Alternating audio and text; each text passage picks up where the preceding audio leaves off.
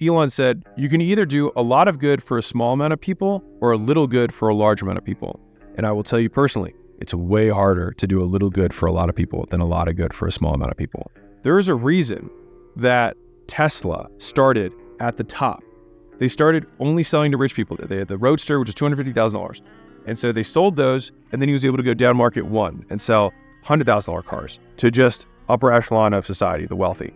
And then after that, he made the X, which is a little bit cheaper than that. And then underneath of that, he made the Model 3, which was going to be the mass model, right? And each time, it was significantly harder to do the one before, because if you want to sell based on value in terms of low cost, you need to build the infrastructure for huge amounts of demand, because the only way that you make money selling to poor people is selling tons and tons and tons of them. Look at Walmart, look at Amazon.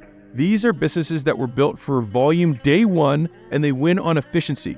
That was the whole point. Amazon, he wanted to have the best selection and the lowest prices.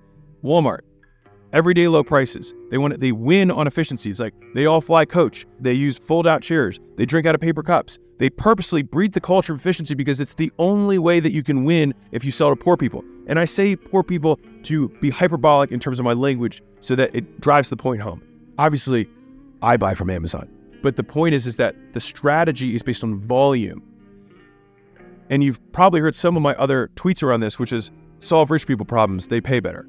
Or if you solve rich people problems, you get to charge rich people prices. This is what I think the key insight is that to someone who only has $1,000, when they pay you $100, they pay you 10% of their net worth. Their expectations of what they're going to get for that $100 is the same as a rich person giving you $10 million of their $100 million. It would be gigantic.